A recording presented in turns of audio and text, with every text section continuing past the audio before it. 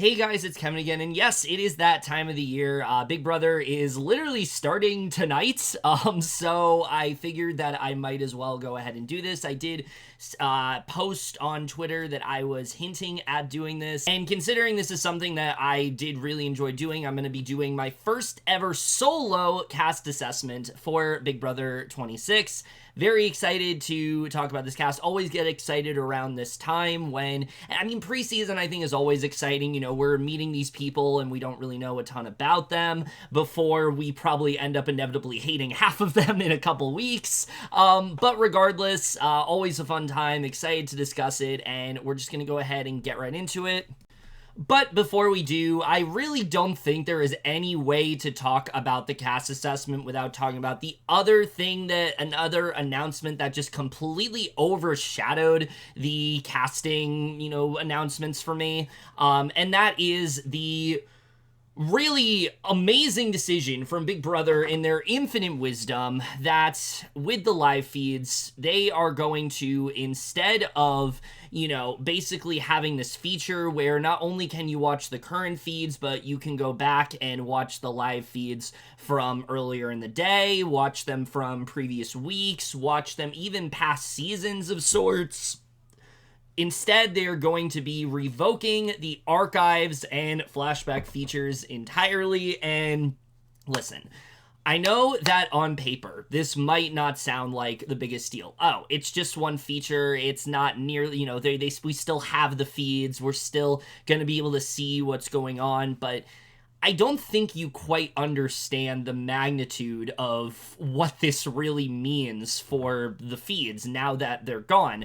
Because the thing is, the majority of people that watch the live feeds, they don't typically watch them when they are currently airing. Most of the time, they're watching them, they were at work and they're trying to catch up on what was going on. They hear about something on Twitter and then they click on the feeds. I can't tell you how many times, I'll hear about, oh, there's this crazy fight going down, and then I'll turn on the feeds and they're just sitting around playing cards or whatever, and then I want to go back. I want to see how it all went down. And I think there's a lot of people who likely do the same thing. They, don't watch the feeds as they're airing, but they watch them, at whenever their earliest convenience is, and they kind of go about it that way. And getting rid of the archive feature, limits your ability, completely takes away your ability to do that. But then there's the other issue here, which I think is the first thing everyone's going to think of, and that is that there's a lot of, this is Big Brother, and we know every single season there's going to be some kind of controversy. It's inevitable at this point. There's going to be a house guest that says or does something really wrong, and most of the time the reason why that behavior is pointed out is because of the fact that we're able to go back and witness it. Look at what happened with Luke last year, for example. The only reason people were able to detect that Luke said the N-word is because of the fact that they, heard what he said, and I did this myself, heard what he said, and then I was like, wait, no, I didn't hear that right. And then they went back and saw, oh, yeah, that is actually what he said, and because of that, that's why people were able to hold him accountable. That's why there was, irrefutable evidence that proved that's what he did, and that's why they had to ultimately make the decision to remove him. And a part of me really feels like they are, the producers were not happy with that decision. They were very miffed about the fact that they had to take action, and they really wish that they didn't. And so they're kind of limiting these features as a way to, make sure that problematic behavior isn't drawn as much attention to, that we aren't able to call it out, that we aren't able to take as much note of it. But I don't think they realize just how crazy some people are within the live feeds. I saw someone on Twitter who literally said that they have a $4,000 computer and they do archives of what happens on the feeds every single day and things like that.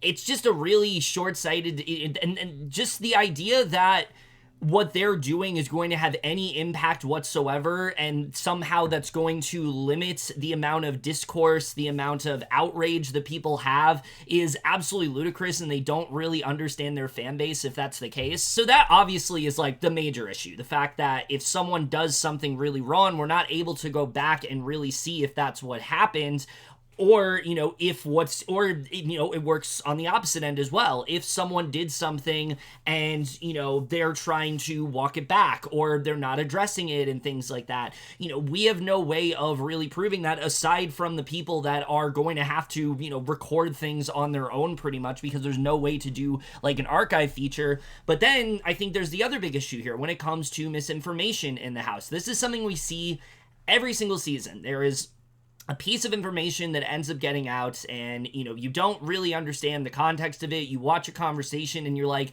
that doesn't really add up with what I saw like a couple days ago. And so what you do is, you want to go back. And I said this on Twitter. I'm going to use what happened to Taylor in the first week of Big Brother 24 as an example.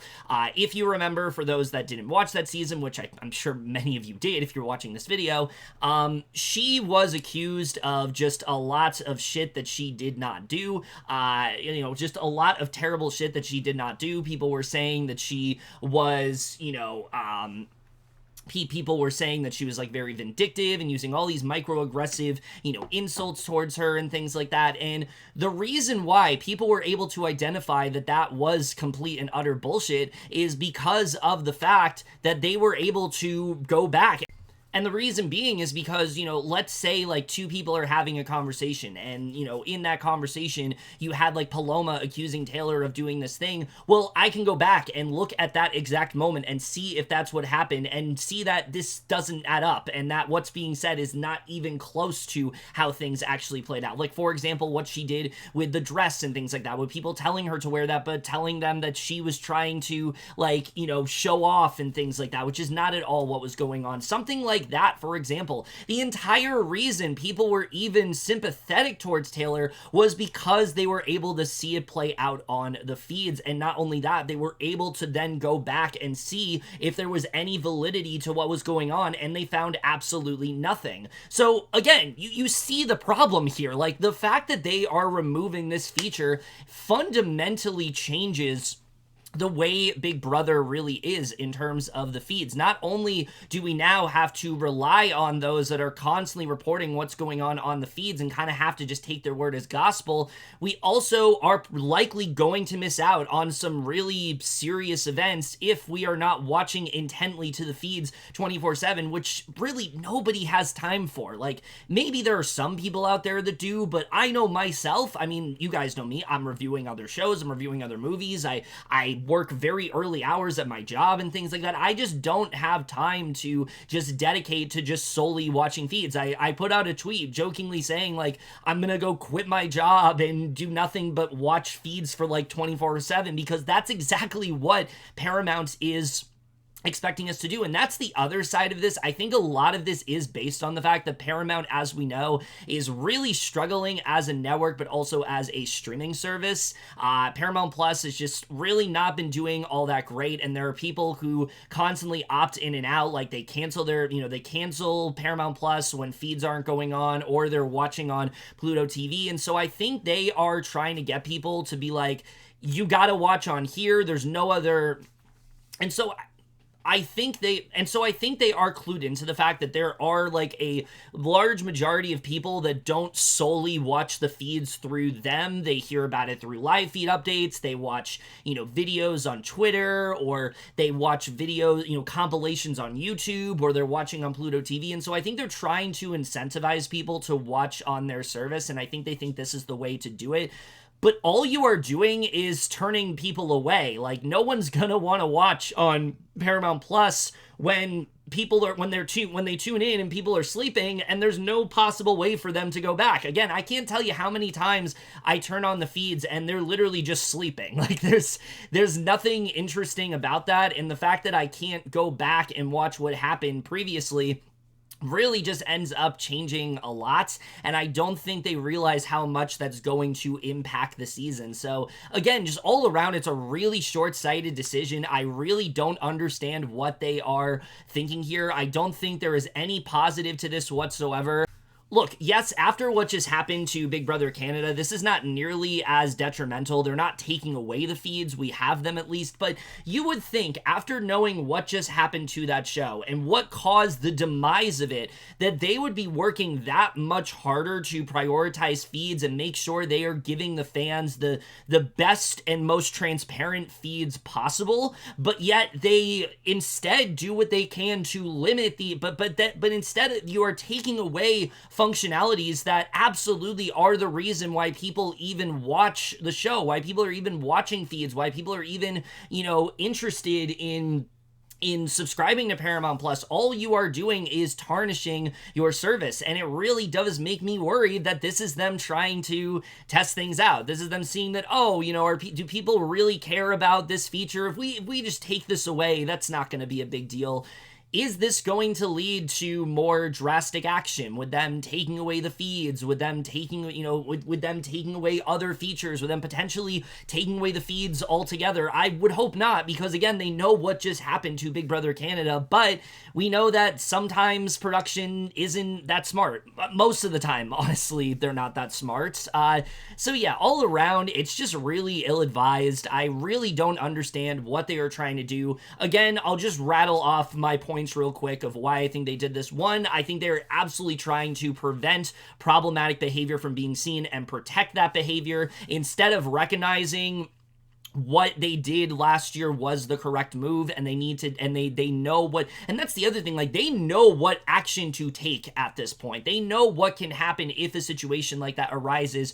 You would think that because of that, they aren't nearly as worried about it because they know what to do in that scenario, but yet, again, they're just kind of walking it back and seeing it as, well, this should have never happened in the first place, and instead they're just focused on protecting those that end up causing, that end up causing controversies and things like that, which again is not really production's fault. Like, yes, they cast this person and you can obviously, be mad at them for that. There's some people this season that I definitely feel like might cause some problems, but once they're in the house, there's not really much they can do other than take the necessary, other than take the disciplinary action that they feel is necessary.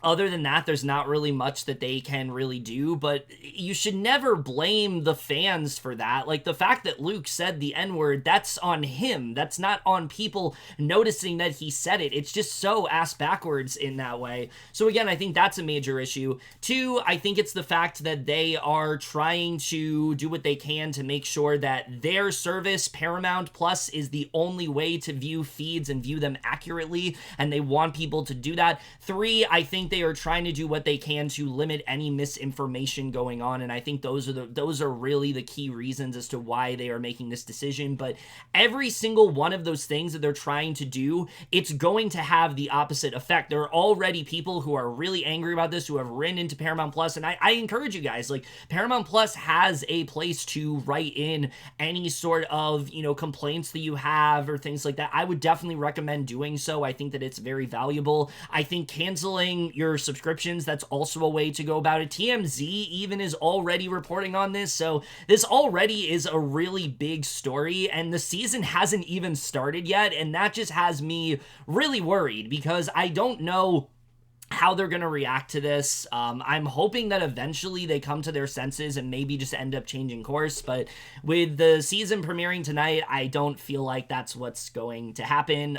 Again, I'm just really baffled as to why they would end up doing this. I don't understand how this really helps anyone. If anything, all it does is aim a lot more vitriol towards a show that already has a ton of it, understandably. All this is going to do is just kind of get people to just kind of double down on their hatred for production and Paramount and things like that. So yeah, just all around a really stupid decision. I hate that it is over. Like I said, I hate that it is such a huge topic of conversation that it's basically taken away from what's going on. Like, I wish I could just come on here and talk about the cast and feel like I can just talk about that and not have to worry about anything else. But the fact of the matter is, this is actually, I think, way more important than what we're going to be talking about. Like, yes, I'll talk about the cast in a bit. I'm excited to get into it, but this is such a huge move, and I don't think they realize how drastic this really is. Like, yes, on paper, maybe it's just taking away a feature, but you're taking away a feature that had so much value and also and also is the reason why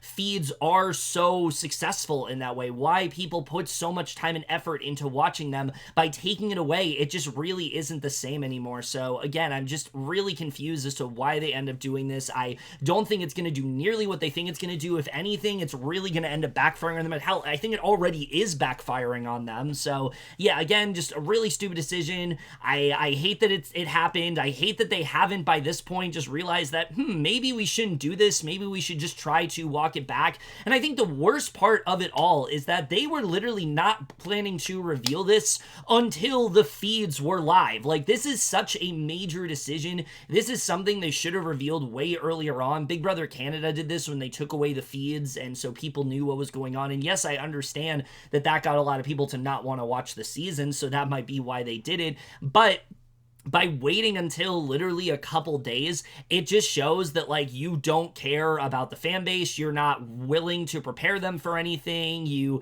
are making these decisions and not really thinking about the impact. They did it so they wouldn't have to walk anything back. I feel like that's really why they did this, so nobody could, so whatever anyone says, it doesn't have any impact on them. They already made the decision and they can't go back on it. But again, it's just, it's so poorly handled all around. I don't really know what anybody is thinking over there, and that's really all I'm going to say about it. I know I've gone on a while here, but it's, again, I saw that news and I made like 10 or so tweets about it, just really talking about how stupid it is. But I really just can't emphasize enough just how baffling of a decision this is, and also how detrimental, how fundamentally this affects the feeds, and how big of a shift this really is. I don't think they even realize how much of a change this really is, and it's really just going to make things that much more volatile, that much more stressful this season for anyone who does live feed updates especially. I mean, good luck, honestly. Like, I don't know how you guys are going to do it this season, because you're going to have to work twice as hard to provide that necessary information that a lot of people just aren't going to be able to see. But either way, it sucks. I hate talking about it. With that said, let's just go ahead and get right into the cast.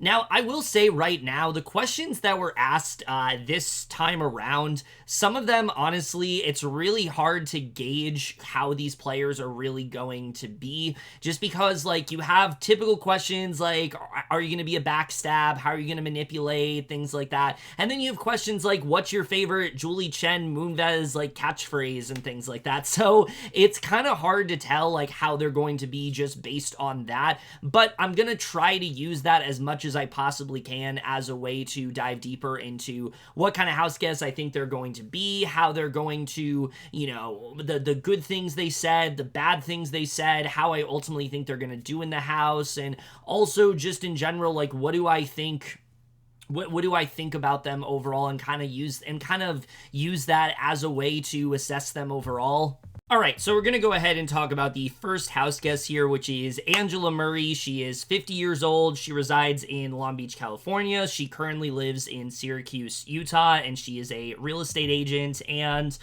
I will say right off the bat, I honestly really like her quite a bit. She is a older house guest, which obviously, I think has its pros and cons. We just saw last season with Felicia how fun that can be, and Suri as well, how much fun that can really be. But we've also seen cases where the older house guest just kind of chills in the background and doesn't really do much. I'm going to go ahead and talk about some of the things that she did say here. First of all, she does have a genuine passion for the game. She's wanted to apply for, she's wanted to be on the show for a while. She's one of those players that's like, she's applied consistently and it's finally just kind of worked out. She's finally on the show. She sees herself as like this people person. She's very intuitive. She can read faces well. And she feels like she'll always know when people are scheming and if they're doing so behind her back. And so she thinks like her social game is really how she's going to win. Her strategy is really just to be unapologetically herself. And, she kind of wears her heart on her sleeve. She has this really big mouth. She isn't afraid to share what opinions and thoughts are hers. And she talks about how morals and decency go out the window the second that the game starts. She is looking forward most to the social aspect of the game because apparently she's never been to college. She never really got to go away. She hasn't been to camp, not even a slumber party. So she really hasn't had any kind of life experiences with like living in a house with a bunch of strangers. So she kind of is looking forward to doing that and hopefully climb or claw her way into the win. She also plans to be a little bit deceitful. She's willing to lie, which is something that, people they're not going to suspect, but that is something that she can do very well. She does want to manipulate the competition by thinking 10 steps ahead, but also wants to make sure that her her decisions are strategic ones and not emotional based. She sees herself as this very outgoing person as well as a party girl, and despite being a mom, she loves the transition of being friends to her kids and the relationship she has with them. She's hoping that the younger people are going to let their guard down with her and they don't give her any special treatment. She's very excited to play comps, some of which she has modified at home for her kids. She loves the creativity and all the stuff that goes into it. She hopes to win HOH and have the power with people coming to her. She talks about how, she wants to model her game after Cody because of how he gave it 100% all the time and knew how well to talk to people in a comfortable and safe way. And the last thing to talk about here is she talks about how she thinks that loose lips sink ships, so she hopes she can control whatever comes off of her mouth. But if she does have important information, she's going to go to someone who has a bigger mouth so it spreads like wildfire and try to get the blood on their hands rather than hers. And she hopes to be the first 50-year-old plus woman to win this game. And I really like her, honestly. I think that there's a lot of things to really like about Angela right off the bat. I think her, her passion for the game is very evident. That radiates throughout this entire interview. You really do feel how much she has really wanted this, and that's something that I think is kind of infectious and very easy to latch onto. And I also feel like she's very driven. Like, she has this plan to, yes, play this really great social game and kind of be able to, put herself in a position that she hasn't been in before, be a part of this social circle that she hasn't been in, have that opportunity after, so many years. I think that's really admirable and something I really do enjoy, but also have this more cutthroat, like deceitful side to her that people aren't going to expect. And I feel like that's exactly what she's going to do. I think that she's going to be someone who has this very warm personality, so she's able to kind of wiggle her way into any sort of alliance, any sort of group. People are going to trust her, and they're not going to see her being someone that does backstab, that does lie, that does manipulate, and I think that's going to get her relatively far in the game. I think the only thing I worry about when it comes to Angela, she does kind of talk about how she can be a bit outspoken sometimes, and she discusses how she wants to kind of, when she has like pertinent information, she wants to go to somebody who is a little bit more willing to spill, information and not nearly as careful with the things that they decide to leak and kind of pin it onto them.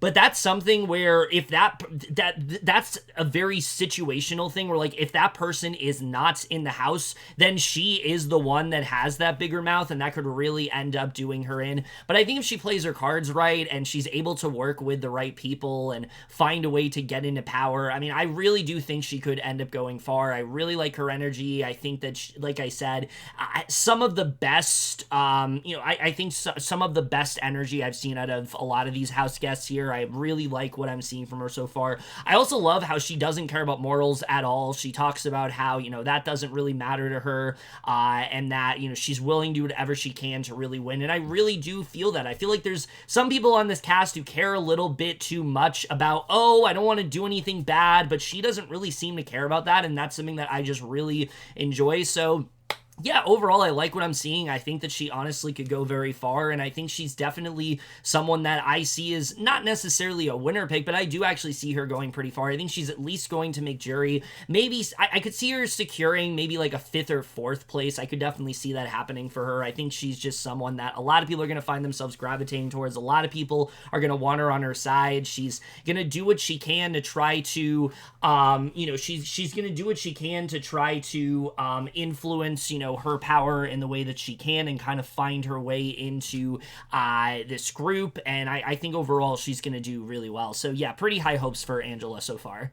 All right, so the next person we're going to talk about immediately, I think we have someone that has a bit of controversy surrounding her, maybe unjustified, maybe justified, I don't know, and that is Brooklyn Rivera. She is 34 years old. She resides in Covington, Georgia, but she currently lives in, she's from Covington, Georgia, but she currently resides in Dallas, Texas, and she is a business administrator, and, you know, we'll talk about the big things surrounding her in a bit, but some things to know. She does see herself as below a super fan. She's watched the show religiously for 10 years, and her kid, you know, with her husband and kids, and they've kind of given her insight, and that's kind of given her incentive to apply, basically. She sees herself as very resilient, but a little bit stubborn, and doesn't really do anything half-assed, so she thinks that's going to help get her to the end. For her strategy, she kind of wants to use that as use her conversation as a secret weapon, connect with the girls as well as the guys, and hopefully get people to know her inside and out, but use that against them when needed.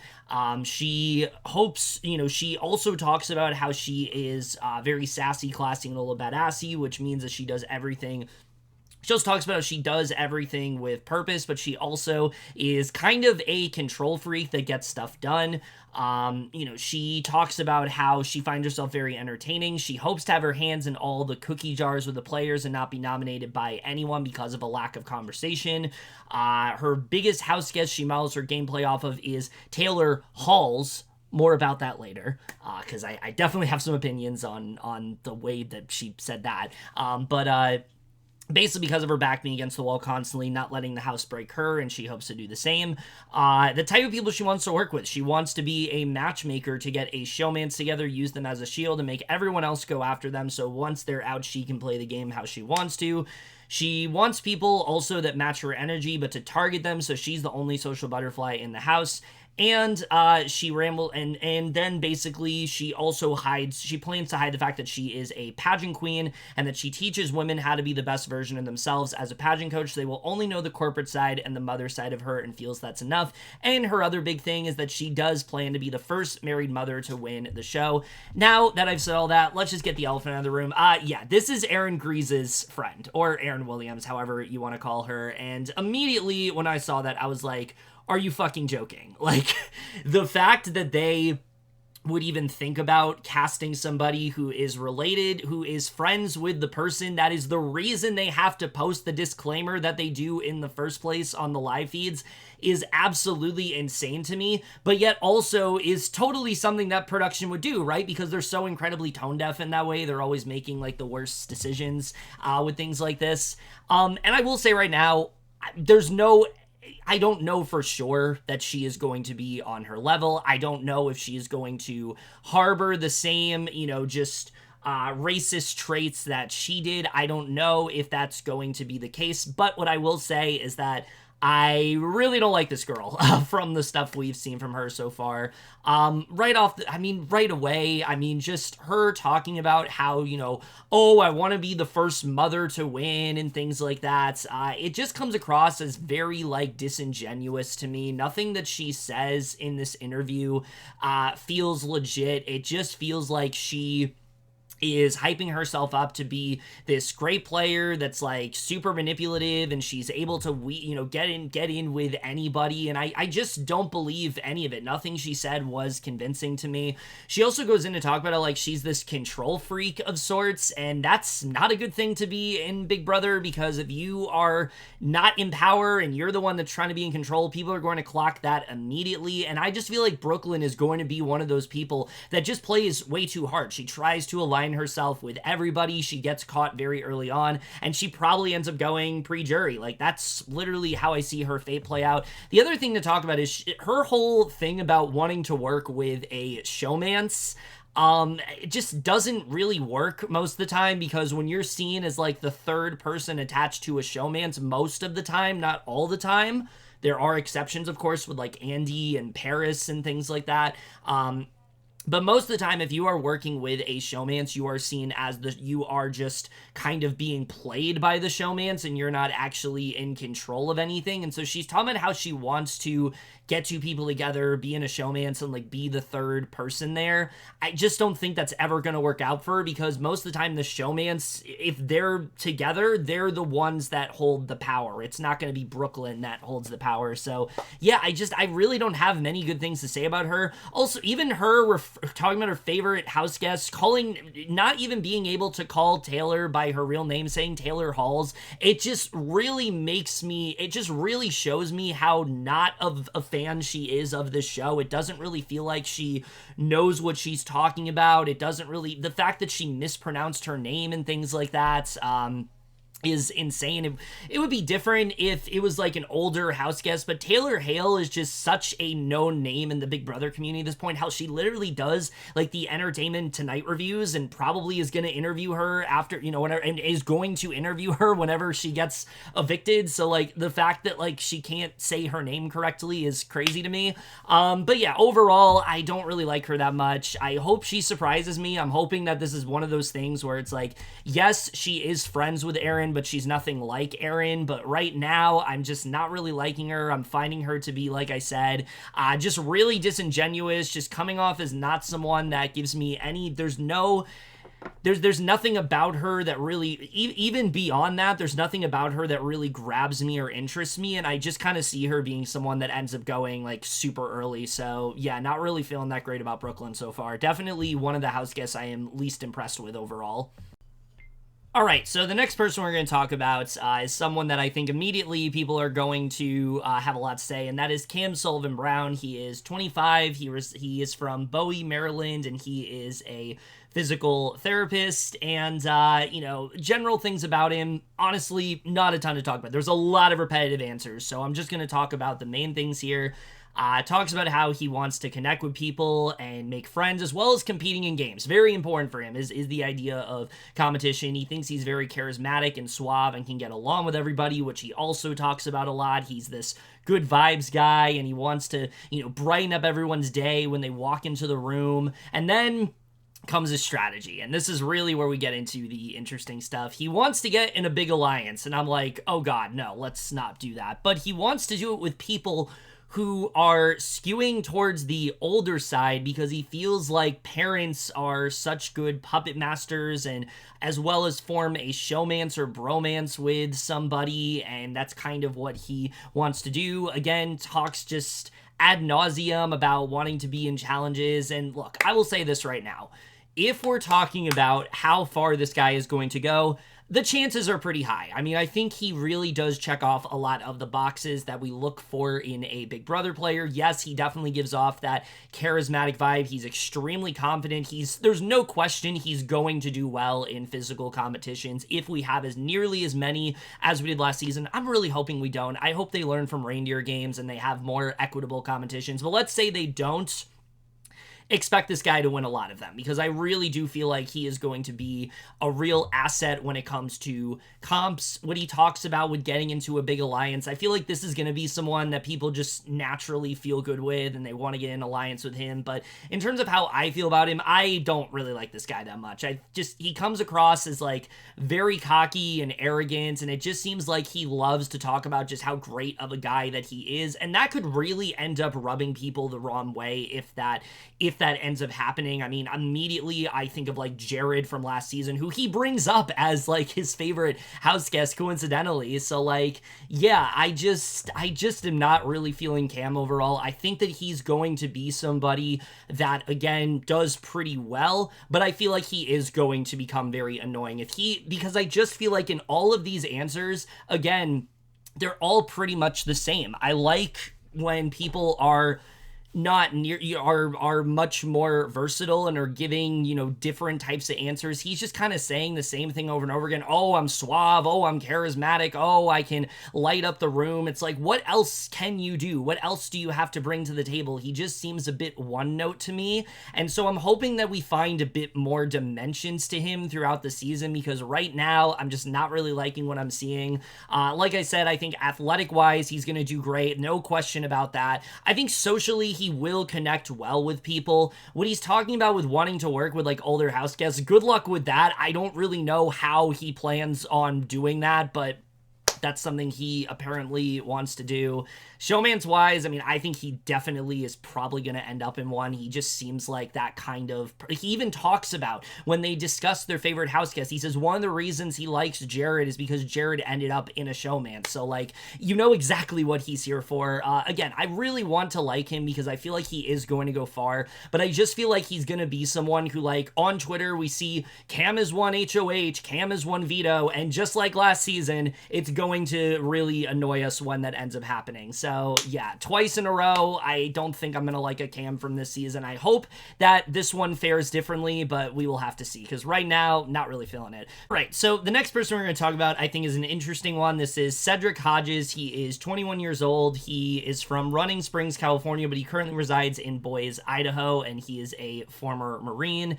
And a couple things to talk about him is that when he talks about wanting to come on to Big Brother, he says he wants to compete for his siblings because that's what's most important to him, is his family. He's going to win because he's good at adapting to any situation and is a people person, and that a lot of people are going to overlook his social game. He's got this energy that brightens everyone's day, and he thinks he's just a really well-rounded player. His strategy is that he thinks that it's ever-changing because the dynamic in the house is, so his strategy is to just simply be observant and gauge every encounter that he can one step at a time. He plans to be lovable and everyone's favorite 21-year-old kid. He thinks people are going to see him as arrogant, and that kind of helps because he can change their perceptions and make them like him more. He's excited about the friendships. He kind of describes himself as caring and charismatic, which is the best mix. He also hopes to be a puppet master when he needs to and kind of play in the shadows and be more manipulative. He hopes to get past week one. Loyalty is also very important to him. He doesn't really want to backstab people. He really just wants to never have to cross anybody in the final two.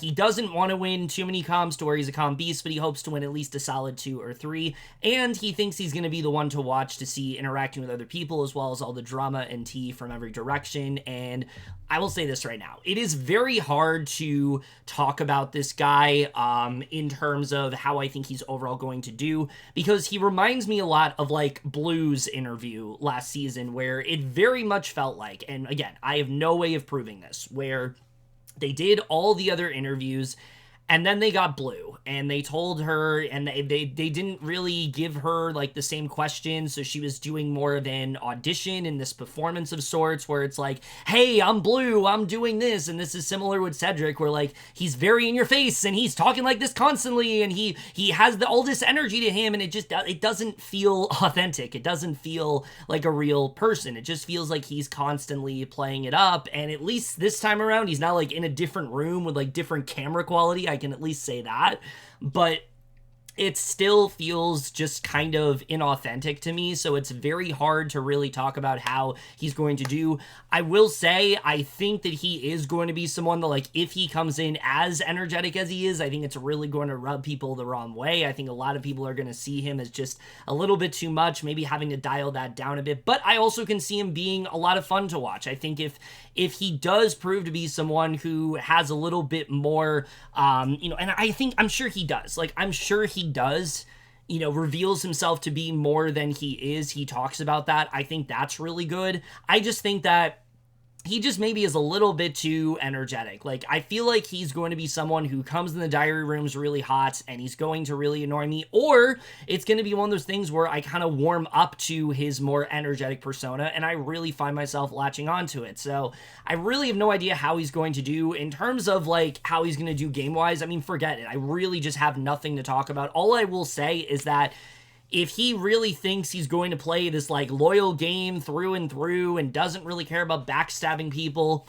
he doesn't really know what he's signed up for, and it's going to get really annoying if, like, he gets mad at somebody for making a game move and things like that. I can very well see him being one of those people that does that. So, yeah, if that's what he's going to do, I'm not really going to like him much, but if he proves to be more than what he gave in this interview, which I think he will, I think I could find myself really liking him. But right now, I really don't have much of an opinion other than I hope he surprises me. But right now, I really just don't have that much to say.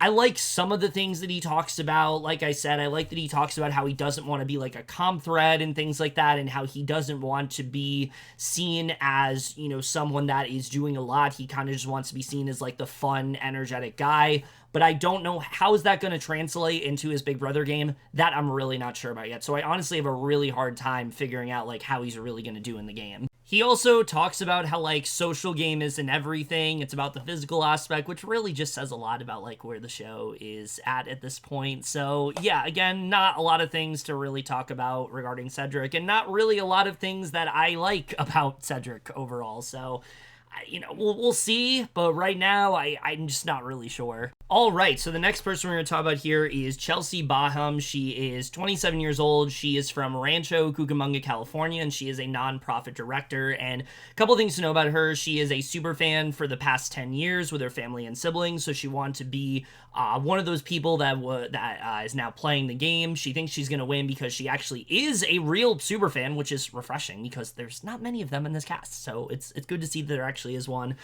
She's a great social game. She thinks she's very competitive, but she also wants to refrain from causing any fights, but also will build as many She wants to build as many relationships as possible, be very smart and strategic, but doesn't want to really make any waves and kind of refrain from causing any fights, and she thinks this is going to get her to a win. She thinks she's a really smart player, but also is going to generally develop relationships with every single person in the house and connect with every single person through those relationships, and she's hoping to form alliances, and like I said, she's very competitive in nature. In terms of backstabbing, she is willing to do that. She can't really do much too early, but at certain points, she is willing to do it. And she thinks that she's just going to be really fun to watch. She's going to be in conversations with other people, very entertaining, and we're going to see her talk in the diary room, and we're going to be very entertained by her. And yeah, I mean, in terms of just player level, I really do like her a lot. I think she has the energy. I think she has the spirit. She seems to be a genuine fan of this game, which is not something we have talked about for a lot of these people so far. So that's really great to see.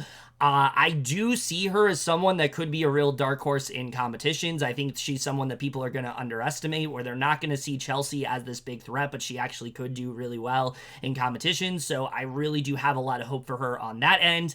But then there's the side where she turns out that she also is a Zionist as well as a Candace Owens supporter, and I don't really like that a lot. So personally, that's something I don't really enjoy at all. But if we're talking about just this interview, yeah, I mean, I think that she is really good. I think that there's a lot to really enjoy about her here. And I think that I think that there's definitely a lot to get excited for here. And I think that she definitely does have she definitely could end up going really far as a result. I think I definitely see her as someone that does get along with a lot of different people, and I think that she could be in a lot of different social circles. A lot of people want her on their side, and so, yeah, I mean, overall, I don't have a ton to say about Chelsie, but I do think that she does have a lot of potential. I feel like she is at least going to make jury, because I just think that she's somebody that early on, people are going to really find themselves connecting with. How she's going to do from that point forward, I don't know. When it comes to super fans, it's always hard to tell how they're going to do in the game. Is it's going to be something where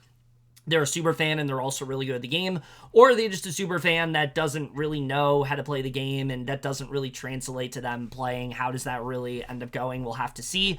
But overall, we'll see how it goes. I hope it goes well with Chelsie. I definitely, hope she does end up doing well, but we will just have to see how this ends up going. All right, so the next person we're talking about is Joseph Rodriguez. No, not Joey Rodriguez. We're not talking about Glenn here. This is Joseph Rodriguez. He is 30 years old. He resides in Tampa, Florida, and he is a video store clerk, which a lot of people seem confused about, but the video store he works in is very much real. I looked it up. That is a real place. Things to talk about. He is a genuinely huge super fan. He's consumed a disgusting amount of reality TV, and he's a competitor in his daily life. He's played poker, and he thinks and things like that, and thinks that Big Brother is the most high-stakes poker game of them all. He thinks he's going to win because he excels in all three categories, and he's good enough but not super overbearing to where people will notice, so he's going to really sneak up on them. He's going to play his strategy is that He's planning to play coy at first and hide the fact he's such a huge fan of the show, which he is, but then when his moment arises, he will make a really big move. He is going to make his mark on the season by simply just being himself, honest and open. He plans to not say anything that gets him in trouble, just be his authentic self and play the game hard and not too scared, which he thinks is a weakness in most players nowadays. He's going to manipulate the competition by in a subtle way. He's not going to come on too strong. He feels the person who's directing everything needs to go early on and will be more subtle about to set himself into people's minds. So the bigger personalities flame out, and they, of course, will gravitate towards him. He thinks he's fun-loving and will do whatever he can to have fun, even if it's just making himself laugh. He wants to play the game hard and play one that he's proud of. That's on his bucket list. There's nothing he wouldn't do in the game, pretty much. He's willing to do pretty much anything. He does see himself as a backstabber, ready to stab so many backs front and all. There's no friends, and he's willing to do whatever it takes to step in. He thinks he's going to be really fun to watch this summer. He sees himself as a Cody Calafiore type, like Matt from last season, really athletic and super agreeable, and he's not going to do anything stupid or out of control, who he can bond with. That's the kind of person that he wants to work with. And then he's looking out for poker players because he doesn't really plan on talking about it, so he's going to go based off of vibes and go from there. So, okay, things right off the bat I like about him. I like the fact that he has a clear strategy. He is going in. He wants to be a little bit more subtle, kind of unassuming, work with people that are physical and in power and things like that, and kind of put himself in this position where, you know, they latch on to him, but not be someone that people see as a huge threat. Instead, he wants to be somebody that eventually makes his move at some point. I think that is all really great. The worry is that I just don't know if he's going to play the game that he says he's going to play. We've seen this so many times preseason where people go in and say, I'm going to play this way. They have like a super specific strategy, and then something happens and they deviate from it entirely because either they chicken out or they just realize that it's not applicable with the way the tempo of the game is going. So I just don't really know if it's going to work out for Joseph. On one hand, I like the fact, like I said, that he's this like really big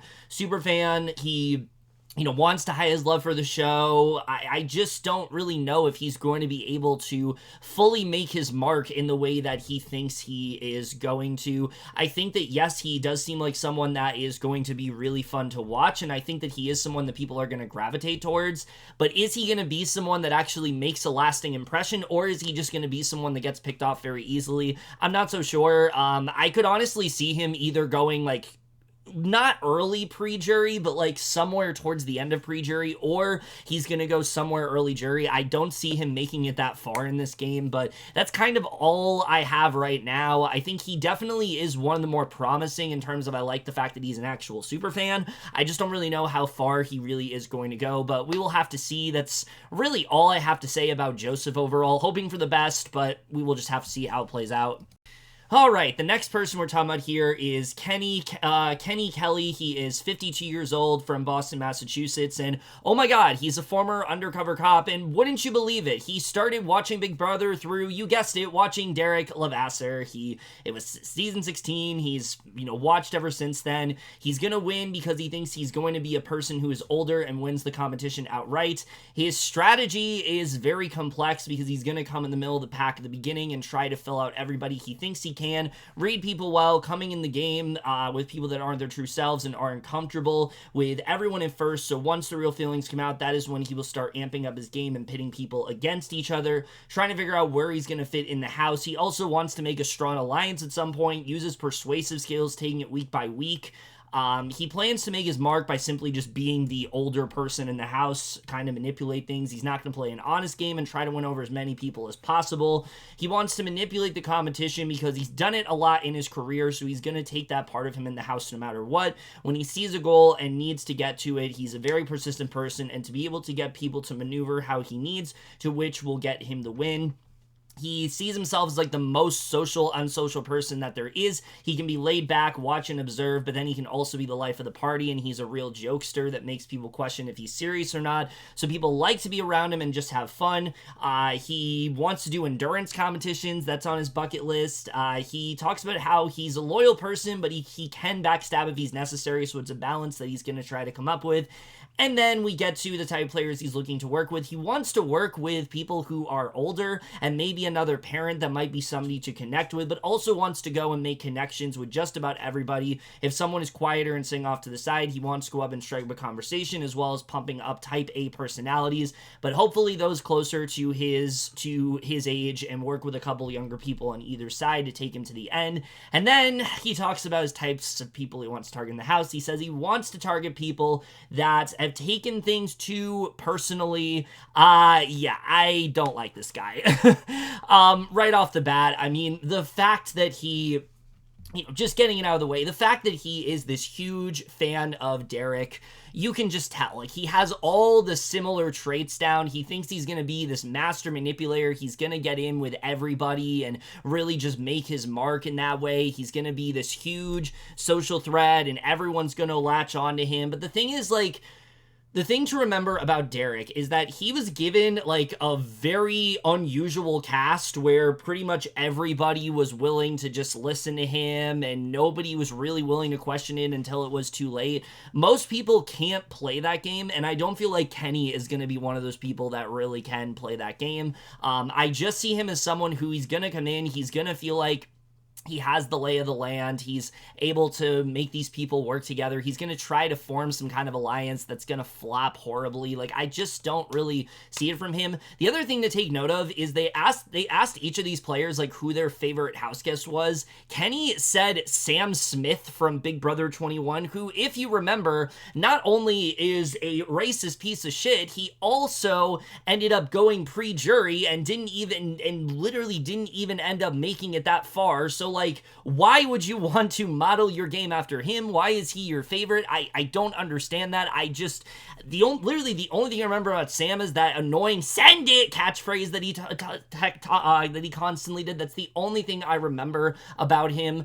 So I just don't understand that. Him wanting to target like sensitive people too. I don't really like the way he talks about that. I feel like this guy is going to cause a lot of problems within the house. I could definitely see him being someone that, like, says a lot of problematic shit, says a lot of microaggressive things, and someone that we just really don't enjoy watching. So yeah, honestly, out of all the players this season, he is probably the one that I like the least. I think his strategy also is just too complex. Like, he's assuming he's gonna have, like, all this power, but he's not 100% sure that he's actually going to have it. So yeah, I mean, I just don't really feel like Kenny's gonna do very well. This cast especially, like, I just don't really see him fitting in. I believe I also heard that he was supposed to be on the cast last season and then somebody ended up replacing him. I don't remember who it was, but actually it was Cam who replaced him, so that's kind of funny.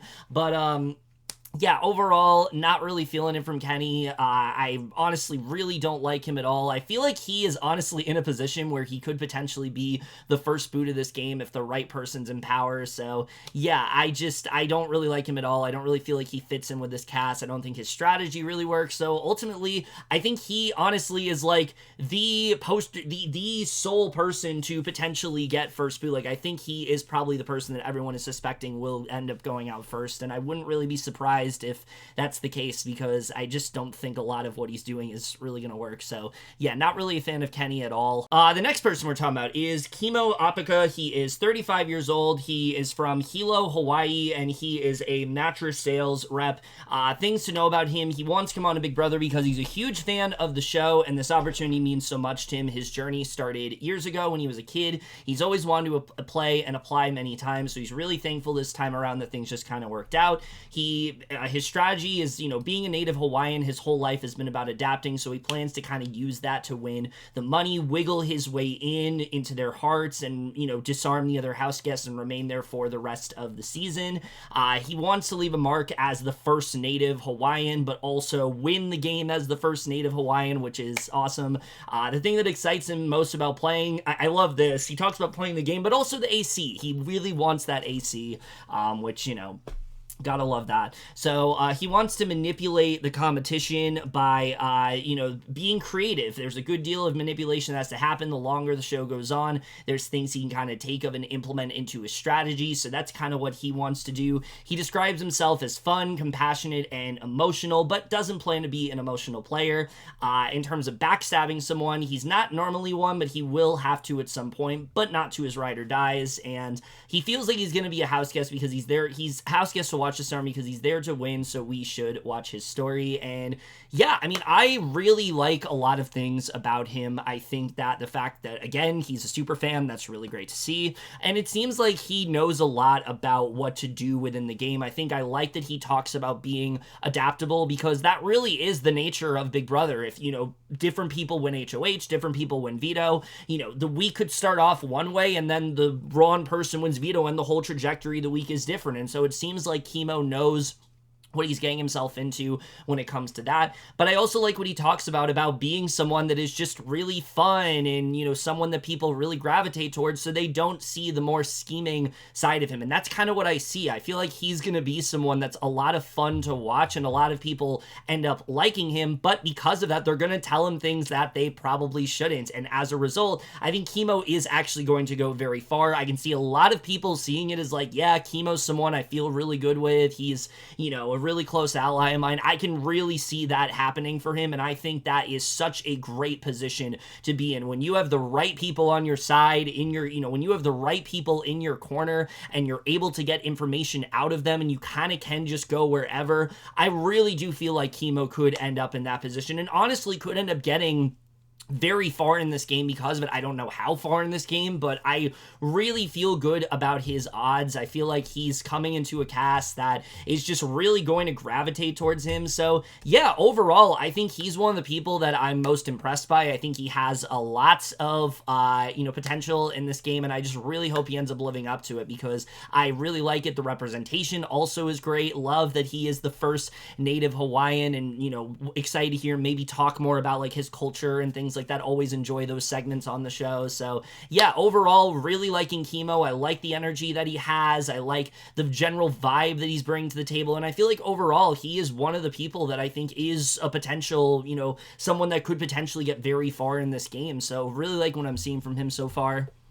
All right, next up we have Leah Peters. She is 26 years old. She's from Pittsburgh, and she currently resides in Miami, and she is a VIP cocktail server, and she wants to come on to Big Brother because she's not really a fan, but her mom and sister are super fans who said that she would always do great, and after watching 5 seasons, she gets it with how well she can read and connect with others as well as adapt, so she's excited to see how that propels her to a win. She's gonna win because 26 is her lucky number. She's 26 years old, so that's why she thinks she's going to win because she's 26. Her strategy going in is going to be determined when she's in there. She wants to play up on her social game, get to know everyone, wiggling their way into their hearts and see how far it takes her. She wants to make her mark by showing that she doesn't have to be super conniving and a strong woman that wins, maybe not looking as intelligent as she is, being underestimated, setting a good example, and leaving with genuine friendships. She looks forward the most in Big Brother by meeting new people and building relationships and playing the game and really just figuring out how it all works.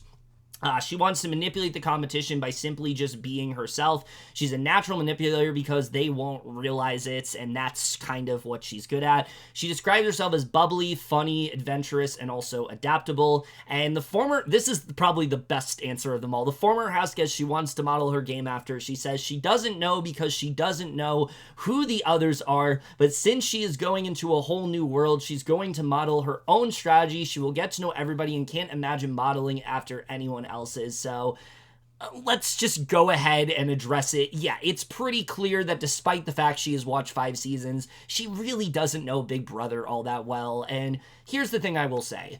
Yes, recruits are not something that I usually get overly excited for, but I think we've seen in recent years some really good examples of people that were recruited that didn't really know what they were getting themselves into and actually end up doing really well. The obvious answer is Taylor, but I would also throw in Derek X there, someone who didn't know what he was doing and then really started to figure out as he went on and became generally a really great player to watch as a result.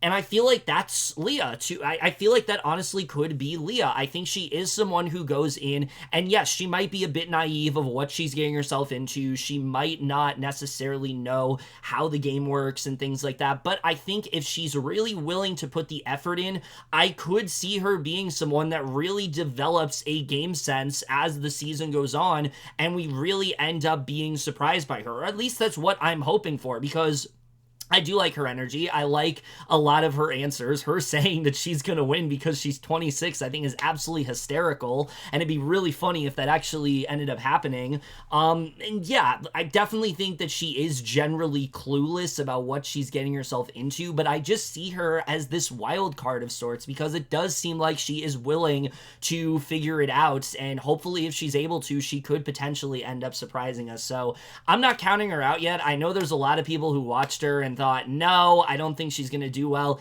Yes, maybe she could just become someone who is just kind of here to chill and ends up in a showmance, but I don't really see that from her. I see her as someone that generally wants to play the game, just isn't really sure what it's all about, but is going to figure out as it goes on, and if she's able to do that, I think Leah could honestly really surprise us. So I hope she does well, but we will just have to see. All right, so now we go to Lisa Weintraub. She is 33 years old. She is from Los Angeles, and she is a celebrity chef, and that's really the biggest thing you need to know because she makes a big deal out of it in her answers here. When she wanted to come onto Big Brother because she wanted to prove herself. She can do whatever she set her mind to. She's done a lot in her life and loves new experiences, so why not? She's going to win Big Brother because she is the best, and she's in it to win it. Her strategy in the game is that she wants to play a very dynamic game, treating this competition like it's work and a business. She's going to be dynamic and build and cultivate relationships and see, hear, and know everything as she does in her business and apply that to the game. She's going to make her mark on Big Brother because she's a chef, so good food, part of it is to cook throughout the time, to build connections, to make herself not a target and play into that, to build good connections with people, which is what she does in her job, as well as being very personable, which will get her through the game. People are going to find her and connect well with new people. She describes herself as a walking vibe. She's fun, she's vibrant, she's willing to bring the sparkle and energy to pretty much any situation. She's very diligent and meticulous, which others don't see outright, but on the inside, there is so much more to her. She's also dynamic, adaptable, and very smart. She's very layered, but not like an onion, more like 7 different layers of clothing in Nova Scotia. I thought that was a pretty funny answer. Anything she's not going to do in the house, she doesn't want to try slop out. That's not something that she really enjoys. Former house guest she wants to model her game off of, she doesn't have one. So, yeah, doesn't have much anything to say there. When it comes to backstabbing in the game, she doesn't really plan on being one, but she is here to play and doesn't want to overcommit herself, and everything she does is with intention. So if she has to backstab or manipulate to win, she will do off-the-book things that she wouldn't conventionally do. She's the house guest to watch this summer because we're going to have the best time with her. She's fun, vibrant, silly, peculiar, and a few different things. There will always be a good time when she's here. What she's looking out for in the game is she wants to work with someone who is different than her so she can bring to the table, and they're going to bring something different. So even though she might be friends with someone with a like-minded mentality, they might not be the best game player. So she wants someone she can add to her table, but also will be watching out for anyone who celebrates with someone who might be overlooked many. But to her, she sees everything, and that is what she is looking for. And yeah, I mean, I really like her a lot. She's very quirky. She really seems like she's going to be a very fun personality within the diary room, but I also think she's someone that has a lot more game savviness to her than people are going to initially see. They're going to see her as just kind of the chef. Immediately, she gave me like Bronte vibes from Big Brother 18, very similar sort of Zen type energy. That's kind of the vibe I got from her, but I feel like Lisa is going to be so much more cutthroat in that way, and we're going to see a side to her that we're just not really expecting, and I think she's really going to prove to herself, what she's hoping for. I think she really is going to be able to do that. I I think that she's someone that people are really going to latch onto because they're going to see her bright personality and they're going to naturally gravitate towards that. So yeah, I think she's at least making jury. If I had to guess right now, I see her going like somewhere in the middle of jury, like maybe 8th or 7th. I kind of see her going there. But I think overall she's going to be a really fun personality to watch and maybe someone to definitely watch out for throughout the season. All right, so the next person to talk about here is Makensy Manbeck. She is 22 years old. She's from Houston, and she is a construction project manager. Her brief, and I mean very brief thoughts here. She wants to come on to Big Brother because she isn't a big super fan, but recently got into it. She feels the game is perfect for her because she has all the attributes to play a great game. She thinks she's going to win because she's a triple threat. Doesn't really say much else than that. Her strategy going into the Big Brother house, she wants to be a bit more shy, feeling like she can come on strong to just be a friend to everyone, a shoulder to cry on, and then halfway through make some big moves. She thinks she's going to make her mark in the house by being sweet with just a little spice. She looks forward most to being on Big Brother is meeting people. She wants to manipulate the competition by coming on and looking like she's a sweet, innocent person and acting like she has everybody's back. But in reality, she's just plotting to make the next move. She describes herself as outgoing, kind, and real. She talks about she wants to stick to her morals when it comes to backstabbing, but if she has to, she will be a fly on the wall. The house guest she wants to model her game after is Casey because she played such a loyal and honest game, pulling in on comps when she needed to.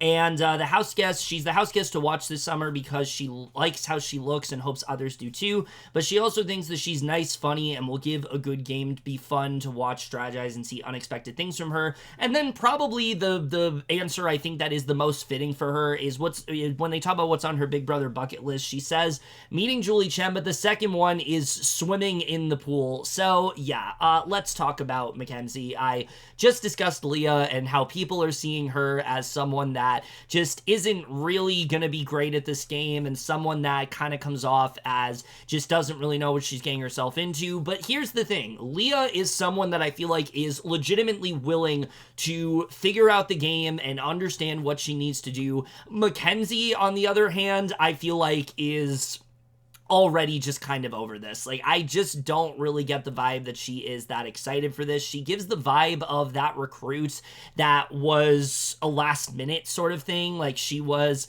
contacted because they needed somebody and they liked her. They thought that she was like conventionally attractive and things like that. And because of that, they ended up putting her onto the cast. And I just don't feel like I got anything from her, to be honest with you. Like, maybe she'll surprise me. Maybe she'll end up having a lot more strategic side to her. You know, maybe she'll have this much more strategic sort of side to her than I'm expecting. But right now, I just don't feel like I'm getting much of anything from her. I feel like she could be one of those players that people just kind of forget about.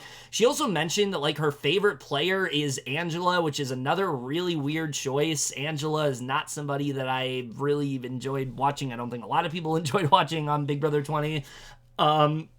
I just kind of, and it also feels like maybe that's the only season that she watched since the player she wants to model her game after is also from Big Brother 20. So yeah, I don't really have a lot to say about Makensy. I just found her really dry. I didn't really feel like her answers told me much of anything about her. I really didn't get the sense that she wanted to be on the show and she had a genuine reason for being here. I just found her really hard to get into. So yeah, honestly, she's probably on the lower end of the list in terms of the players I'm interested in seeing this season. But I will say, because she gave me so little to work with, I don't have many expectations for her, which means the only thing she can do is really surprise me, and hopefully she does, but I'm just not really getting that sense from her, so I really don't have a lot of high hopes for her, and yeah, that's kind of how I feel about her. Like I said, you know, I think that there's some potential here and there, but overall, I'm just not really getting much of anything from her. All right, so next up is, oh no, another Matt. This is Matt Hardeman. He is 26 years old, and he's 25 years old. He is from Loganville, Georgia. He currently resides in Roswell, Georgia. He is a tech sales rep, and he thinks he's going to win Big Brother because he is a real physical competitor, but also the perfect balance socially when he really is able to connect with people, build trust with others, and do so quickly. His strategy going into the house is that he wants to lean on his strengths, but also be aware of his weaknesses. He gets along really well with older people, so he thinks that will work out weakness is based on how he comes off to someone in a first impression, feeling like, and the weakness is that, people, when he comes off someone in a first impression, they feel he's a douche and a gym bro, which he doesn't think is true at all, but we will see about that. So being aware of that, he wants to work against it, but also lean into his strengths. His outlook on competition is that he falls somewhere in the middle. There's not a single competition that he probably is ever going to feel like he can't win. He feels like he's got a good chance of winning a lot of the competitions, but he can't go out and win as many as maybe he'd like to. So he knows he's got to fall back somewhere in the middle. He's going to make his mark by just being authentic and caring about people. He wanted to come on to Big Brother because he wanted to get out of Georgia. He's lived there his entire life. He wants to get out of the South and kind of meet people with a different belief system and, build real, authentic, and raw relationships. He wanted to compete on Big Brother because in the real world, there's so many relationships that he has, and he thinks that he wants to play this game because he knows what they're all coming in here to do and all the relationships he's going to build. He's most excited to just meet new people that are different than him. He plans on manipulating in the game and because and feels that it's a necessary evil to play the game. He would describe himself as the funniest person around, making people laugh, the biggest personality in the room, have fun and high energy, and pick at other people and hope they pick back. When he talks about his feelings about backstabbing in the game, he sees himself whipping out some backstab plays in the game for sure, but he also wants to be as honest of a player as he can be. And then he's on the lookout for anyone that is a superfan and those who are crazy game savvy. So thoughts on that? I like the fact that he says that he wants to connect with different types of people. I think that's always really great. He talks about how, he wants to meet people from different walks of life. I think that's all great and, great and done. The issue I have with him is that, similar to Cam, a lot of his answers here are just about physical competitions, and I feel like he's going to be one of those people that, yes, maybe might do really well physically, but I also can see him being someone that they go for very early on because they see that he's this huge physical threat. He's going to be somebody that is pumped up when there is an endurance comp or when there is like a relay race or something like that. It's going to be him that usually ends up doing really well, and it doesn't really seem like he is willing to throw any competitions when necessary. He says like he just is excited for the physical comps. He knows he's going to do well at them. So I just don't really have a lot of high hopes for him, unfortunately. I'm hoping that he's going to do well, and I think that he's someone that, seems like a nice guy. The other thing I worry about is that he talks about how he comes off douchey and things like that, and people don't really like him on a first impression, and that could be a really big issue in Big Brother. How many times have we seen someone that from the beginning does not like someone and then spends the whole game trying to get that person out? I could absolutely see that happening to Matt, where like he connects with somebody and right away they just don't like him and want nothing to do with him and are trying to target him. I could very well see that happening, and the fact that he is such a huge physical threat, I don't think that's great for him either. So I don't really know how well Matt's going to do. He definitely is someone who, like, if there's a big alliance, include him in it. Like, he's definitely going to be a part of it in some way. But overall, I just don't really see Matt going all that far. I honestly see him being like that big, shocking pre-jury boot that we end up getting. Like, nobody expects him to go early, but then he does. I could honestly see that happening with Matt. So, yeah, I just don't think he's going to do that great. Again, physically, he's going to be fine. But is he going to be able to keep up socially and strategically? I'm not so sure about that. And so because of it, I'm just a little bit more skeptical of Matt's chances overall. Right, so now we go ahead and talk about Quinn Martin. He is 25 years old. He is from Lawton, Oklahoma. He currently resides in Omaha, Nebraska, and he is a nurse recruiter, and he wants to go on to Big Brother because he's a combination of everything. He has the background supporting it competitively as a dual sports collegiate athlete, but also socially, he's been voted most likely to brighten your day, and then strategically, he's a real rat in a cage, so he's got it all. His game plan coming into this season is that he thinks that there are 4 types of Big Brother players: snakes, rats, frogs, and doves. He thinks that he's going to be a rat, only lie, cheat, and steal when his back's against the wall when he's out of options, but he's definitely not going to shy away from being a more nefarious player when he needs to be. Strategically, he's going to really align himself with those more emotional players so that he has a foundation of something deeper than strategy, logic, and reason. So that as he gets deeper in the game, it's harder and harder for them to stab him in the back. He's going to make his mark as honoring the past but redefine the game and creating his own future, staying out of the limelight while maintaining the central focus of attention. He is most excited to form a couple of alliances in the Big Brother house. He wants to slap a creative, fun nickname that honors everyone that's in it, and then he also wants to do the Big Brother thing and stab them all in the back. He's going to manipulate the competition by allowing their perception of him to not be real. They're going to see him as naive. They're going to see him as easy to trick, who's here for a good time, and he's going to let them run with that as long as he feels comfortable. But then when the moment is right, he's done buttering them up, and he's going to flip the script on them and do what he needs to do. He thinks he's quirky, enthusiastic, and crafty, and he wants to be on Big Brother because he's been a fan watching since Big Brother 11, so he's a legitimate, huge fan here. He wanted to take over. It's always been a big bucket list item, so he feels like he can put himself to the test. And on his bucket list, he wants to form alliances, stab friends in the back, stirring up unnecessary drama, and just having fun and winning. The one thing he's not going to do is act maliciously. There's a way to play the game, and he can be campy and adversarial, but at no point is he going to try to intentionally hurt someone's feelings and then not apologize for that. The house guest he wants to model his game after is Jason Guy. He thinks he's going to be the house guest to watch this season because he's dedicated to not just playing a fun, active game, but also offering presentation, something to watch from the sidelines and cheer for. He's here to not take part, but take over, and he's going to work with anyone and everyone that's foolish enough to trust him. And I will just say, right now, look, this might be crazy. It generally might be because, we're only going off of interviews. I legitimately think this guy could win the game. Like, straight up, I really do think out of everybody here, he is the person I am most confident on. The fact that he is this huge fan, he has such a good understanding of the game when it comes to the 4 different pillars of, gameplay and things like that with the snakes, the rats, the frogs, and the doves. Talking about how he wants to form alliances and then stab them in the back. Talking about how he's going to be this really strategic player, but he's going to downplay that and people are going to see him as a lot more easy to manipulate and they're not really going to see that coming. Him also being this huge, comp threat, I think is something that's going to surprise a lot of people. I think he could easily be somebody that throws a lot of comps and that makes people think that he's not good at them, and so he ends up winning one and surprising all of them. I could very well see that happening.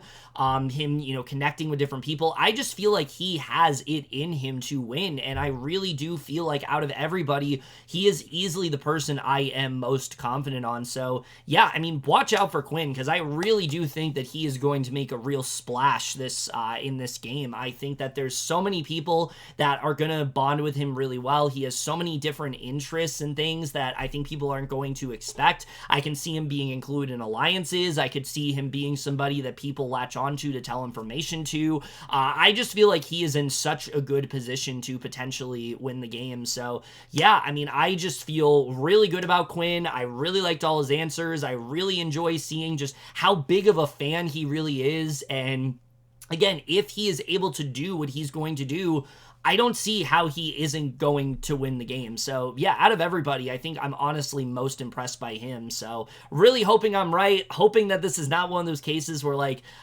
this has been happening a lot to me recently when it comes to cast assessments. I'm so positive someone's going to win and then they don't at all play the way I think they're going to. I hope that doesn't happen with Quinn. I hope that he comes in here and really just ends up making a huge impact on the game and ends up being somebody that we are just so in awe of the entire season because of just how much effort he's really putting in, how much he has everybody wrapped around his finger. I just see him as that kind of person, and I really do feel like he could end up just really killing it. So, yeah, really high hopes for Quinn overall. All right, so we're almost done here. We only have 3 more people to talk about, and all 3 of the people left are people I am very excited for. Starting off with Rubina Bernabe, who is 35 years old. She's from Los Angeles, and she is an event bartender.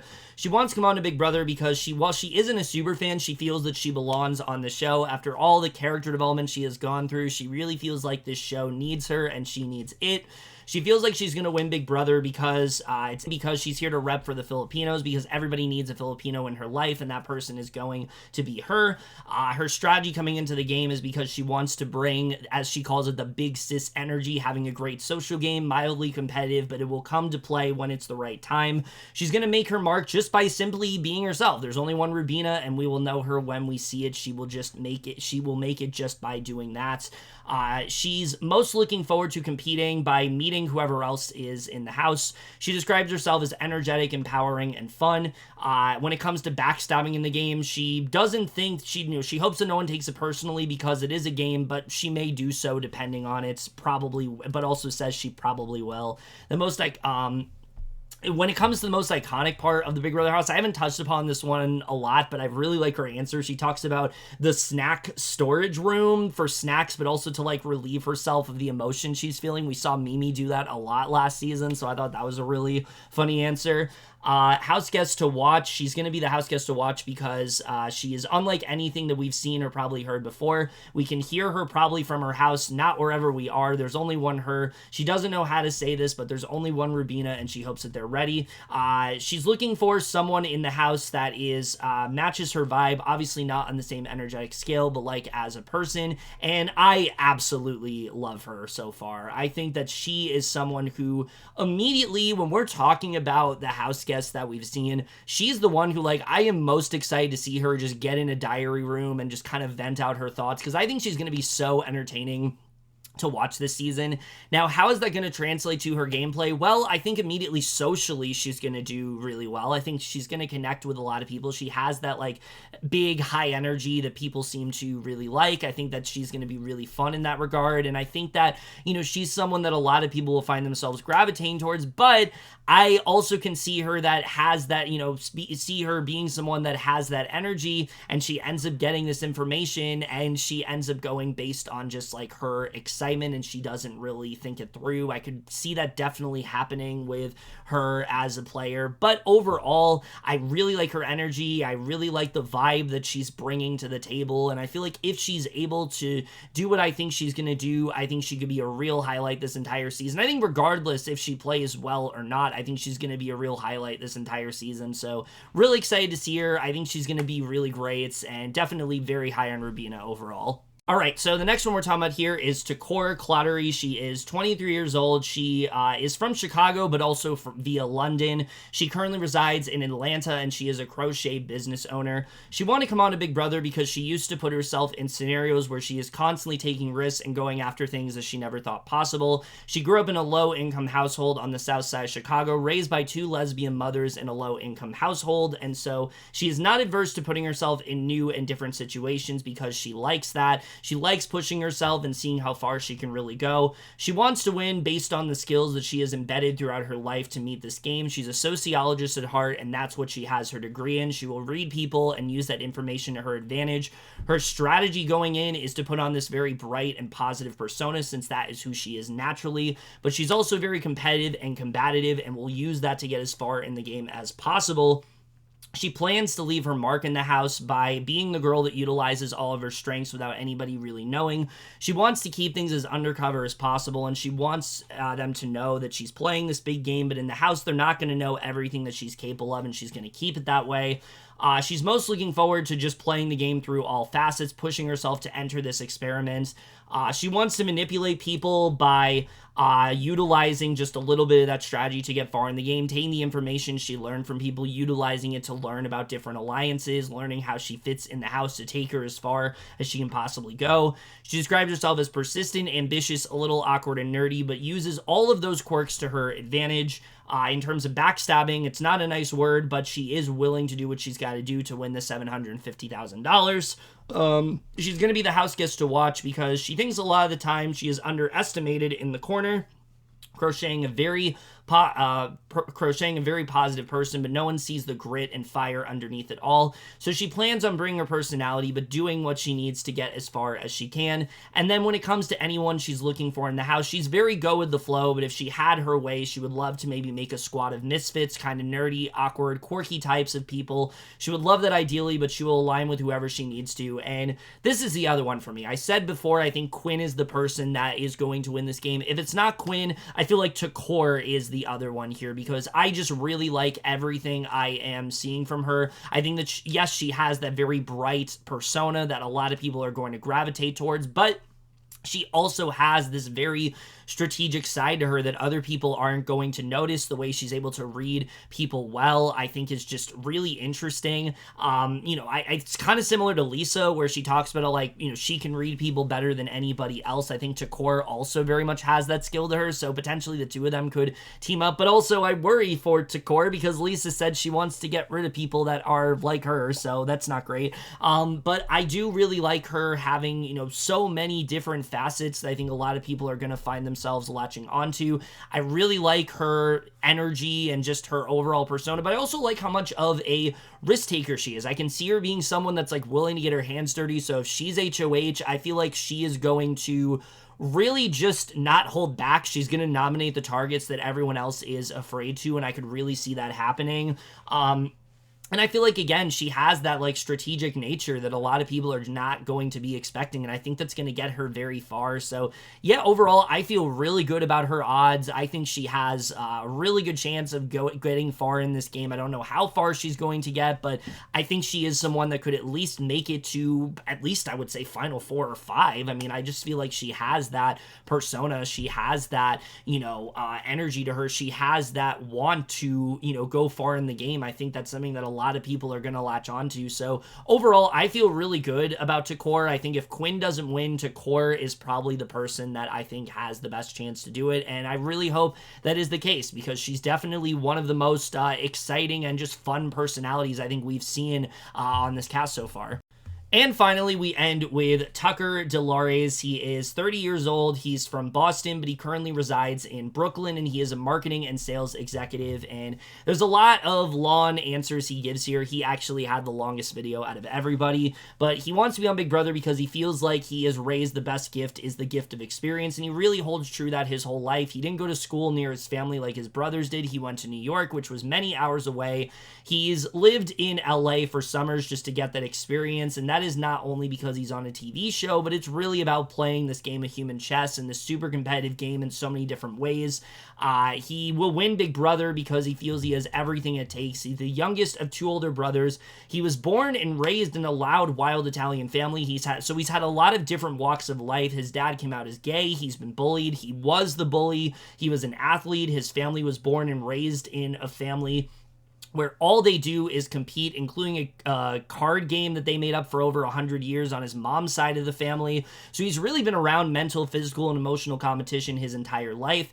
His strategy going into the house that he wants to be a light-hearted jokester and a chef, so he will be the person keeping everyone happy and cracking jokes and simmer down the water, and no one will want to kick out the chef, and the best conversations also happen over food, so he'll loosen them up to tell them things that they wouldn't tell other people. He's eager to backstab in the game because he will be willing to scream and yell and make a point if his back is against the wall, but he wants to be more fly on the wall in his friendly, funny, goofy self. He's also someone who he feels that can connect with a lot of people over different things. Having a gay dad, people just bashing him left and right for that, to being a jock in high school and going to college for a sport, to being a theater geek as well in high school. He loves people, he can get along with anybody, and he thinks that that's a very genuine thing about him. He's going to leave his mark in the game by simply just being a very unique, fun, quirky personality. He's going to manipulate the competition because he takes his work very seriously, but he never takes himself all that seriously. So being that open, fun, goofy person, he's very empathetic. He thinks that'll allow people to let their guard down around him, and it's just going to be building up the trust with people and letting them be able to tell him these things, which will happen over the really good food.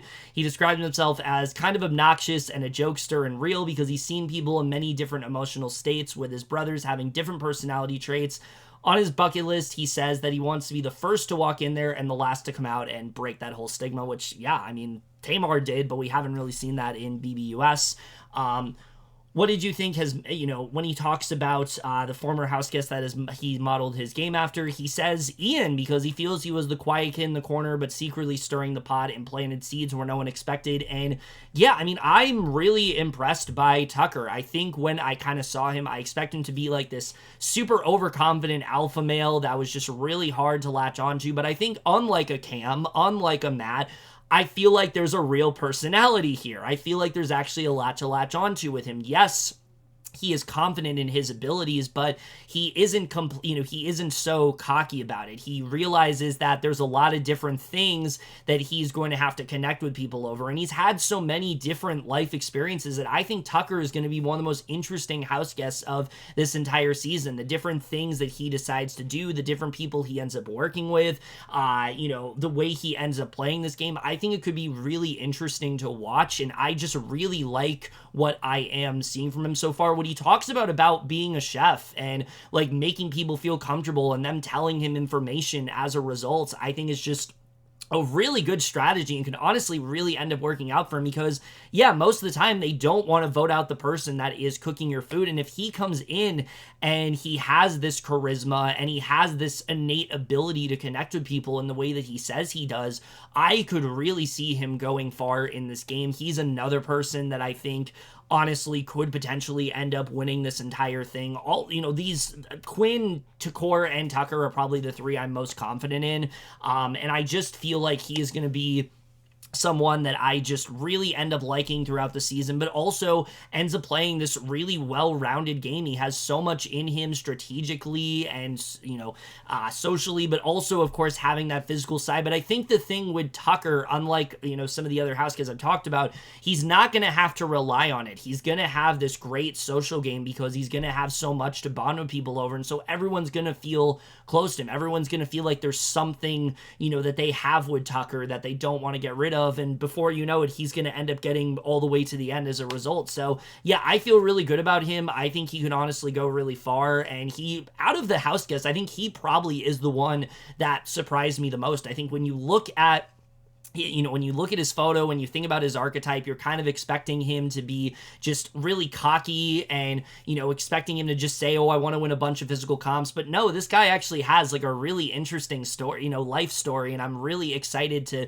get to know him more throughout the season. So he is definitely someone that I'm definitely going to be on the lookout for because I think he could definitely go very far. All right, so the last thing I'm going to do here before I do close out this video is I actually decided to rank all of the house guests in regards to how I feel about them first impression-wise, 16 being I don't really like them at all and I don't feel like they're going to do very well, and then 1 being the person that I'm most confident in. So we're going to go ahead and get started. At 16, I think it's no surprise I do have Kenny. I just really feel like he's going to be the first boot. A lot of what he's going to do, I just don't think is going to work out. 15, I have Brooklyn, who, again, I just am not really liking the vibe I'm getting from her, and I feel like she's not going to go that far. 14, I actually have Makensy, who I just feel like is going to get picked off pretty easily. It doesn't really seem like she has much interest in being in the game and didn't really give me much of anything to latch onto. At 13, I have Cedric, who, again, hard to rank, really don't know how he is going to do in the game, but I just feel like he is somebody that is coming in a bit too hot, and if he's able to play that down a bit, I think he could be a lot of fun, but I'm just not really sure how he is going to do. 11, I have Leah, who, like I said, really is like a wild card of sorts. Like, I'm hoping she really does have it in her to surprise me, but at the same time really could just end up being someone who just is kind of clueless and doesn't really know what she's doing. At 10, I have Matt, just because, like, despite the fact that yes, he is this like athlete of sorts and he's really good at physical comps, I just don't think he's going to go super far. 10, I actually have Cam, just because I didn't really enjoy what he was doing. I think he's going to do well in the game, but I'm just not really a big fan of what I'm seeing from him. I feel like he's just a little too arrogant for my liking. At 9, I have Joseph, who I really do hope ends up playing the game that he says he's going to, because I think he could be a real dark horse of sorts. Same with Chelsie at 8. She's another one that I think could be a real dark horse. 7, I have Kimo, who I think is someone that is just really going to surprise a lot of people. He's going to come in, he's going to play a very different game than what others are expecting, and I think it's going to be really fun to watch. At 6, I have Angela, who, despite the fact that, yes, she is older, I think unlike Kenny, she is going to fit right in with this cast. She's very bright. She's very likable. She has this energy and passion about the game, and I think that's going to translate well to her doing really well. At 5, I have Lisa, who, I mean, just based on a lot of the things she said, I have to put her high just because she talks about how she has this great ability to read people, but also just having this really quirky personality that I think a lot of people are going to latch onto. 4, I have Rubina, who I'm not entirely sure how she's going to do game-wise, but in terms of like her energy, I had to put her high. I love her personality. I love just how vibrant and fun she is, and I feel like she's going to be potentially the person that I'm most excited to watch in the diary room all season. At 3, I have Tucker, who honestly really did end up surprising me. I think that he's going to be, he has a genuine sense of authenticity, that he's going to connect with all, and he has so many different facets of life that he has experienced that I think he's going to connect very well with multiple house guests over and could end up going very far as a result. At 2, I have Takor, who I think is just, again, someone who has that great personality, but also has the strategic side to her that people just aren't going to see coming. And then 1, the person I think has the most potential in this game, I have to put Quinn at number 1, just because he's this huge fan. He has a very good strategy going in, getting into alliances and cutting them, as well as putting him, being this big threat physically that they're not going to see coming. I just feel like he is going to surprise a lot of people and honestly could end up being the winner. And when it comes down to the person that I think has the best chance of winning this game, I had to put him at number 1 there. So overall, those are really my thoughts. Pretty good cast, I would say. There's some people I'm a little bit unsure how to feel about. There's some people I outright just don't like. Really just the bottom 3, I would say, are the people that I'm just not really liking at all. The rest of them in the middle are a little bit more will sees, but the ones and the top 7 especially, I feel so good about. I'm really excited to see how this cast ends up going, and also how this premiere ends up playing out, because it's going to be like Big Brother 16, Big Brother 17 style, where we have like 8 house guests coming in, 8 tonight and 8 tomorrow, so we'll see how that ends up going. I'm hoping it's not Battle of the Block, because I really was just hoping the show had done away with that entirely, but we'll have to see. There's going to be a 17th house guest, probably, because they can vote them in if they want, but come on, they're going to vote them in, so we'll see what happens with that. But overall, really excited to see how the season ends up going. I'm hoping this turns out to be a lot of fun. I know this video was longer than maybe you expect it to be, but I had a lot to say, and I definitely had a lot of I had a lot of insight when it came to this house guest, and I always do get excited around this time of year. So I really just hope this ends up being a season that by the end, I'd end up enjoying, and this isn't like a Big Brother 25 where it starts off really strong and then really just kind of slogs out to the end, but we'll have to see. But either way, that's it for my thoughts on the cast of Big Brother 26. Let me know what you guys thought of this cast overall. Left your thoughts on it. I will be reviewing the premiere either tonight or tomorrow. I'm not sure when my review will be up. I'll probably do the review tonight, but it might not be up until tomorrow. We'll really just have to see, but that's it for this video. Hope you guys enjoy it. We'll see you guys in my next video, and I will see you guys for that. Okay, bye. Give me confidence.